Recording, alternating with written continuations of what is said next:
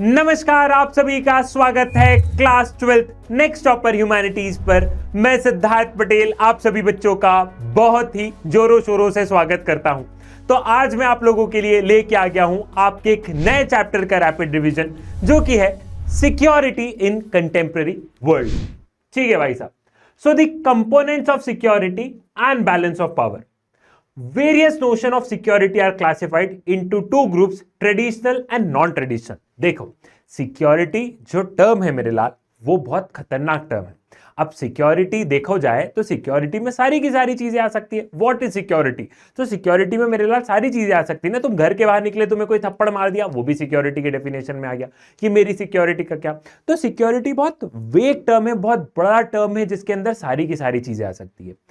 तो हम लोग स्पेशली सिक्योरिटी वाले चैप्टर में कोर वैल्यूज पर फोकस करते हैं। अब कोर वैल्यूज का मतलब क्या है? मतलब कि आपके जीवन में कुछ ऐसा हो रहा है या एक देश के साथ में मेरे लाल कुछ ऐसा हो रहा है जो कि वापस से कंपनसेट नहीं किया जा सकता है।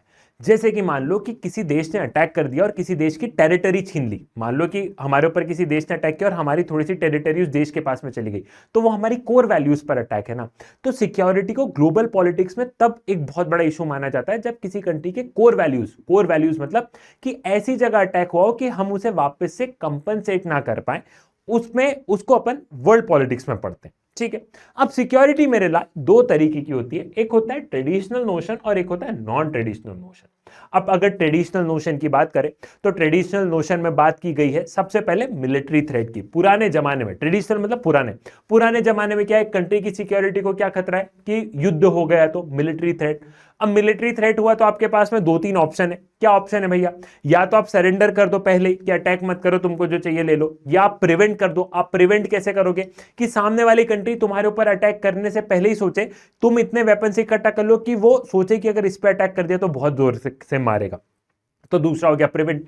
तीसरा हो गया डिफेंड। अब किसी ने अटैक कर ही दिया तो तुम हाथ पे हाथ धरे थोड़ी ना बैठोगे, तुम भी अटैक करोगे ना। तो तीसरा कंपोनेंट हो गया टू डिफेंड। ठीक है। तो ये वॉर के तीन, जब भी वॉर होता है तो कंट्री के पास तीन ऑप्शन होते हैं, either to surrender, to prevent और टू डिफेंड। ठीक है। इसी के बाद में देखते हैं तो ट्रेडिशनल नोशन में बैलेंस ऑफ पावर भी क्या है, एक बहुत इंपॉर्टेंट कंपोनेंट है। बैलेंस ऑफ पावर मतलब कुछ इस तरीके से समझो मेरे लाल कि सामने वाले कंट्री के पास में, सामने वाले कंट्री ने अगर 4 वेपन ले लिए तो अपन ने भी 4, अपन ने पावर का बैलेंस बराबर रखा है।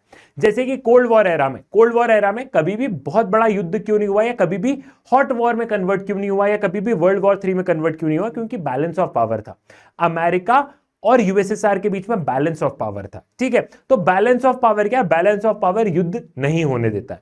और फोर्थ कंपोनेंट है अलायंस बिल्डिंग। अब अलायंस बिल्डिंग से मतलब क्या हो गया भैया? अगर अब ऐसा लग रहा है कि एक कंट्री अपने आप में कुछ नहीं कर सकती, एक कंट्री अपने आप में कुछ नहीं कर सकती, तो 3-4 कंट्री मिलकर क्या करती है? 3-4 कंट्री मिलकर एक अलायंस बना लेती है, 3-4 कंट्री मिलकर ग्रुप बना लेती है। जैसे कि एग्जाम्पल है नेटो, कि अगर एक भी कंट्री पर अटैक हुआ, नेटो की किसी एक भी कंट्री पर अटैक हुआ, तो ऐसा माना जाएगा कि नेटो की सभी कंट्री पर अटैक है। तो अगर आपको लग रहा है आप कमजोर हो, तो आप क्या करते हो? आप अलायंसेस बना लेते हो। ठीक है।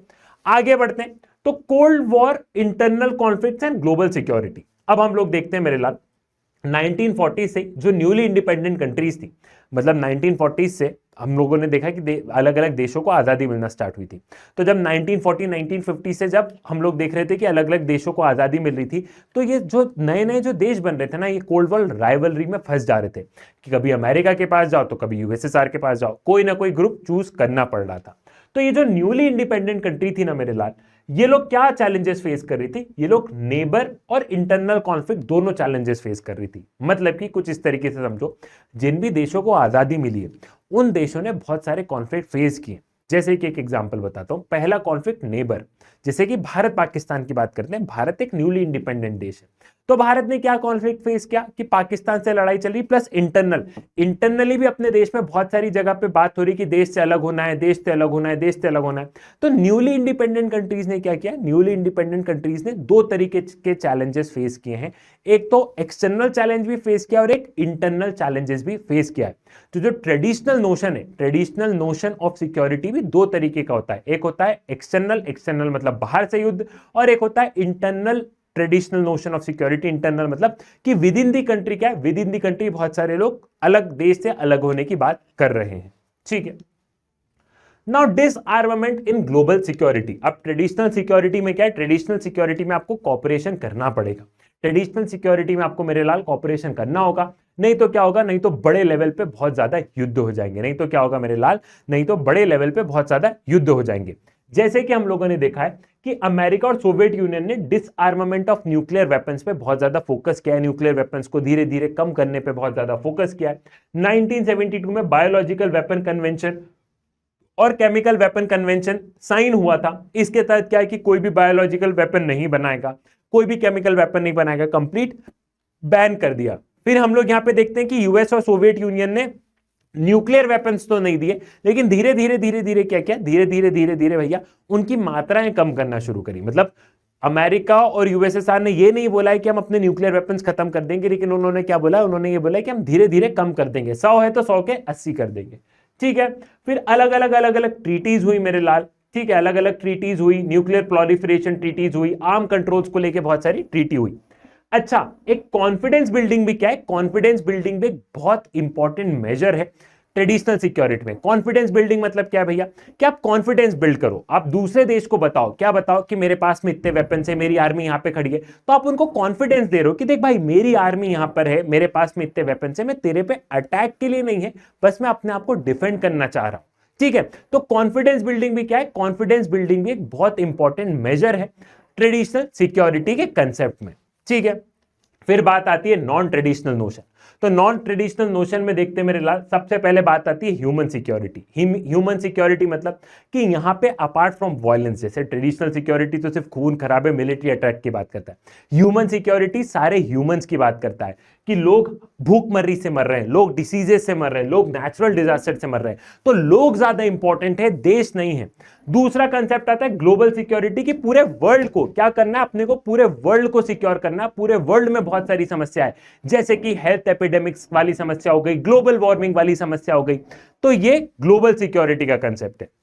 इसी के बाद में देखते हैं न्यू सोर्सेज ऑफ थ्रेट। आज की तारीख में अलग अलग थ्रेट्स आ गए हैं, आज की तारीख में हम लोग अलग अलग तरीके के थ्रेट्स देख रहे हैं, जैसे कि टेररिज्म। टेररिज्म एक बहुत बड़ा थ्रेट है मेरे लाल। फिर हम लोग देखते हैं ह्यूमन राइट्स। आज की तारीख में ह्यूमन राइट्स को रिकॉग्नाइज किया है, यूनाइटेड नेशंस ने रिकॉग्नाइज किया है कि सर्टेन लोगों के पास में कुछ बेसिक राइट्स होते हैं। ग्लोबल पॉवर्टी और माइग्रेशन एक बहुत बड़ा थ्रेट है, जो गरीबी है बेटा वो एक बहुत बड़ा थ्रेट है। गरीब इंसान, मतलब कोई भी इंसान क्रिमिनल क्यों बनता है बेटा, उसको मजबूर करता है, उसको समाज मजबूर कर देती, तो ग्लोबल पॉवर्टी एक थ्रेट है। माइग्रेशन, हम लोग देख रहे हैं लोग इधर से उधर माइग्रेट कर रहे हैं, ठीक है, तो ये माइग्रेशन एक तरीके से क्या है, ये माइग्रेशन एक तरीके से थ्रेट बना हुआ है। हेल्थ एपिडेमिक्स, ये जो बीमारियां फैल रही है, जैसे कोरोना ले लो, एड्स ले लो, ये सारी क्या है, ये भी एक थ्रेट है मेरे लाल, ये न्यू सोर्सेज ऑफ थ्रेट है। ठीक है, अब यहां पे भी क्या है मेरे लाल, आपको नॉन ट्रेडिशनल नोशन में भी सिक्योरिटी आपको कॉपरेट करना होगा। तो यहां पे कॉपरेटिव सिक्योरिटी की बात हुई है कि अगर आपको इन हेल्थ, जैसे कोरोना से डील करना था तो पूरे वर्ल्ड को साथ में आना पड़ा ना, टेररिज्म से डील करना है तो पूरे वर्ल्ड को साथ में आना पड़ेगा ना मेरे लाल, ठीक है, पॉवर्टी से डील करना है तो पूरे वर्ल्ड को साथ में आना पड़ेगा, माइग्रेशन से डील करना है तो पूरे वर्ल्ड को साथ में आना पड़ेगा। तो ये है कि जो ये थ्रेट्स है ना, न्यू सोर्सेज ऑफ थ्रेट्स है, ये हथियार से खत्म नहीं होंगे, इन पे सभी कंट्रीज को क्या है, इनमें सभी कंट्रीज को कोऑपरेट करना होगा। ठीक है, इसी के बाद में भैया इंडिया का क्या स्टैंड है, तो इंडिया का स्टैंड है कि वो अपनी मिलिट्री, इंडिया का क्या सिक्योरिटी को लेके इंडिया की क्या पॉलिसी है, तो इंडिया की पॉलिसी क्या होती है कि अपनी मिलिट्री कैपेबिलिटीज बढ़ाना। ठीक है, पहला पॉइंट ये हो गया। दूसरा पॉइंट क्या हो गया भैया, दूसरा कि इंटरनेशनल लॉज, इंटरनेशनल नॉर्म्स को मजबूत किया जाए, क्योंकि मजबूत इंटरनेशनल लॉज रहेंगे, मजबूत इंटरनेशनल इंस्टीट्यूशंस रहेगी, तो ये जो नॉन ट्रेडिशनल नोशंस है, ऐसी सारी कोई चीजें नहीं होगी। इसके अलावा अपनी इकोनॉमिक डेवलपमेंट बहुत अच्छे से करना, साथ ही साथ जो इंटरनली जो ग्रुप्स क्या कर रहे हैं, इंटरनली भी जो ग्रुप्स देश से अलग होने की बात करें उनको भी डील करना। तो ये इंडिया की सिक्योरिटी पॉलिसी के कुछ कंपोनेंट्स हैं। आई होप आपको सारी चीजें समझ में आ गई होगी। अगर आपको डिटेल में इस चैप्टर को समझना है तो इसी वीडियो के डिस्क्रिप्शन में मैंने इस चैप्टर के वन शॉट रिवीजन की लिंक लगा दी है, वहां से जाके तुम डिटेल में इस चैप्टर को समझ सकते हो। तो पॉलिटिकल साइंस में डरने की नहीं है बात, क्योंकि सिद्धार्थ पटेल है तुम्हारे साथ। चाणक्य नीति से लेके राजनीति तक तुम्हें जो चाहिए सब कुछ है मेरे पास। A big heart for you all. Do join this Telegram group. Signing off with this. Tata. Bye bye. Love you all.